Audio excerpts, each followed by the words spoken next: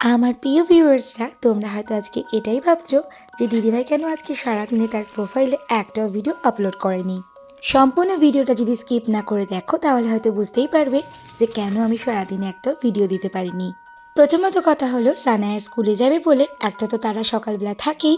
তারপরে দিকে দেখো, ঘুম থেকে উঠে যেটা দেখলাম, টেবিলের মধ্যে ব্রাউন ব্রেড, চা পাতা, সাথে বাটার, অনেক কিছুই রয়েছে যেগুলো আমি সকালবেলা দেবাশিসকে আনতে বলেছিলাম।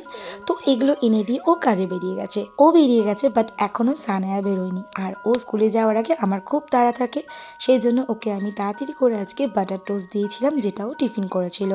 তারপর তো বুঝতেই পারছো, ওকে রেডি করিয়ে ও বাড়ি থেকে যতক্ষণ না পর্যন্ত বেরোচ্ছে আমি কিন্তু কোনো রকমভাবেই ফোনটা নিয়ে কোনো কিছুই আপলোড দিতে পারি না। যতক্ষণ আমি বিছনায় থাকি ততক্ষণই চেষ্টা করি ভিডিও এডিট করে আপলোড করার। তারপর স্কুলে চলে গেলেই আমি আমার নিজে যে সকালবেলা অ্যান্টিস্টামাক যে ড্রিঙ্কটা করি, চিয়া সিড লেমন হানি ড্রিঙ্কটা, সেটা আমি খাওয়ার পরে এদিকে চা বসিয়ে দিয়েছিলাম। কিছুটা চা শ্বশুরমশাইয়ের জন্য আর কিছুটা আমার, উইদাউট সুগার, যেটা আমি পরে খাবো। এদিকে তাওয়ায় আমি ব্রাউন ব্রেডগুলো একটু সেঁকে নিয়েছিলাম বাটার দিয়ে। আর দেখো, তারপরে চলে এলাম বিছনা পরিষ্কার করতে, কারণ আমার আবার পরিপাটি করে টান টান বিছনা না পরিষ্কার হলে একদম ভালো লাগে না। মাঝে মধ্যে সানাই এই কাজটা করে, ওকে একটু একটু করে আমি প্রত্যেকটা কাজই শেখাই, কারণ ও যেহেতু বড় হচ্ছে ওকে এগুলো শিখতে হবে। আর প্রতিদিনের কাজ যেহেতু আমার থাকেই, এই একটা কাপড় দিয়ে প্রত্যেকটা ফার্নিচার পোছা, এটা করতে কিন্তু আমার একটু অ্যালার্জি মনে হয় না, কারণ যেহেতু এটা আমি রোজই করি। কারণ বিছনা পরিষ্কার করার পরে সব ফার্নিচারগুলোর ওপর একটা পাউডারের মতন ধুলোর প্রলেপ পড়ে যায়, সেই জন্য কিন্তু আমি এই টেকনিকটা ফলো করি, এটা আমি রোজই করি। এবার হয়তো অনেকেই বলতে পারে যে কাজ না থাকলে যেটা হয়, তবে আমি হয়তো তোমাদেরকে আজকে ভিডিওতে সম্পূর্ণটাই শেয়ার করব যে আমি কি করি আর কি করি না। বরঞ্চ আপনারা যে কাজগুলো করেন তার চেয়ে হয়তো দু একটা কাজ আমার এক্সট্রা হয়, সেটা হয়তো আমি আজকে ভিডিওর মাধ্যমে আপনাদের সাথে শেয়ার করব। বিছনা পরিষ্কারের পরে ঘর মুছে দিন চলে এলাম বাইরে কাছাকাছি করতে, যেহেতু টাইম কলের জলটা পেয়ে গেছিলাম, সেই জন্য সকাল সকাল কেচে সোজা নিয়ে চলে গেলাম ছাদে। আর ছাদে রোদের সাথে সাথে কিন্তু আজকে প্রচুর পরিমাণে হাওয়া দিচ্ছিল, যার জন্য কিন্তু আমি ছাদে সব জামাগুলো মিলে তারপরে চলে এলাম এইদিকে গাছে জল দিতে।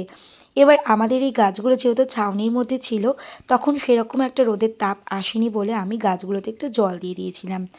আগের দিন কিন্তু এই গাছগুলোকে আমি মেনটেন্স করেছিলাম, তোমরা দেখেছো হয়তো ফটোতে বা ভিডিওতে। কারণ দেবাশিস যে সময় সকালবেলা কাজে যায়, ও এখন একদমই সময় পায় না এই গাছগুলোকে জল দেওয়ার বা মেনটেন করার। তো আমি যেহেতু গাছগুলো নিয়ে এসেছি বলে আমাকেই যত্ন করতে হচ্ছে। সত্যি বলতে অনেক গাছ ছিল, প্রচুর গাছ কমিয়ে দিয়েছি এখন আমি, যে গাছগুলো প্রায় অনেকগুলোই নষ্ট হয়ে গেছে। আর যেগুলো রয়েছে ইনডোর প্লান্ট, সেগুলোকে আমি এভাবেই যত্ন করি।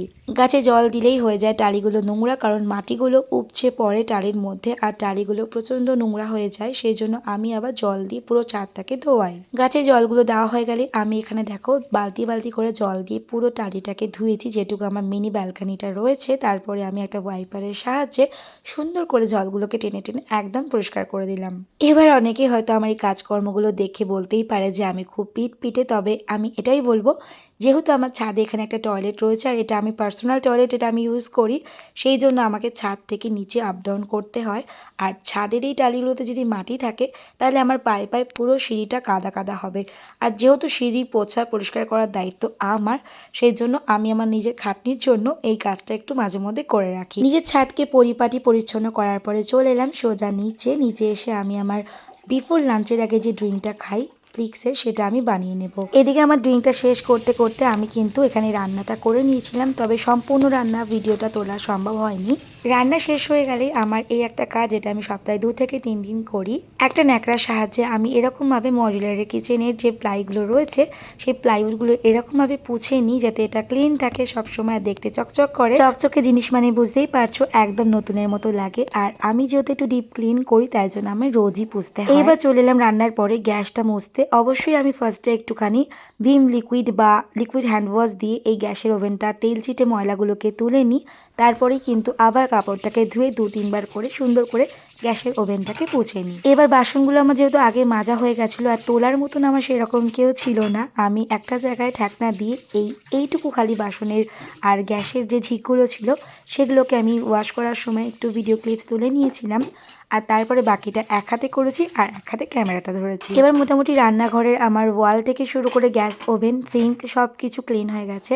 এবার আমার ফ্লোরটা ক্লিন করার দরকার, তো ফ্লোরটাকে আমি ক্লিন করে চলে যাব স্নান করতে, কারণ সানায়া স্কুল থেকে আসার আগে আমাকে রেডি হয়ে থাকতে হয়, যেহেতু ওকে আমি মাঝে মধ্যেই খাইয়ে দিই, কারণ ওকে নিজের হাতে খাইয়ে না দিলে ও সম্পূর্ণ খাওয়াটা কিন্তু কমপ্লিট করে না। এবার এদিকে তাড়াতাড়ি করে আমি আমার লাঞ্চের প্লেটটা সাজিয়ে নেব, কারণ যেহেতু দুপুর হয়ে গেছে আর দুপুরের যে আপডেটটা আমি দেবো সেই জন্য আমাকে তাড়াতাড়ি করে দুপুরের লাঞ্চটা সাজিয়ে নিতে হবে। এদিকে দেখো আমি আগের দিন এই নতুন বোলগুলো সব বার করেছি, এগুলো একদমই নতুন, আমি আজকে এগুলো ব্যবহার করছি। তো এইখানে আমি কিন্তু এই প্লেটের মধ্যে খাবারগুলো সাজিয়ে নিয়েছি। যেহেতু দেবাশিস কাছ থেকে বিকেলবেলা আসে আর ও বিকেলবেলা এসেই দুপুরের লাঞ্চটা করে, সেই জন্য ও আমাকে বলেছে তুমি আমাদের জন্য ওয়েট করবে না, তোমরা খেয়ে নেবে। আর এক এক সময় কিন্তু আমি ওর জন্য ওয়েট করি, তবে আজকে আমি খেয়েই নিয়েছিলাম। তো তারপরে দেখো এইদিকে দুপুরবেলার সময়টা কাটানোর পরে আমি আর তোমাদের সাথে সেরকম কিছু ভিডিও শেয়ার করতে পারি। তারপরে বিফোর ডিনারে যে আমি ড্রিঙ্কটা নিই প্লিক্সের, সেই ড্রিঙ্কটা আমি এখানে বানিয়ে নিয়েছিলাম। এটা খেয়েই কিন্তু আজকে আমি আমার ডিনারটা একটা রাতে রুটির সাথে শেষ করব, কারণ আজকের মতন ভিডিওটা আমি এখানেই শেষ করব। এবার আশা করি বুঝতেই পারছো যে সারাদিন আমি কেন এত ব্যস্ত ছিলাম।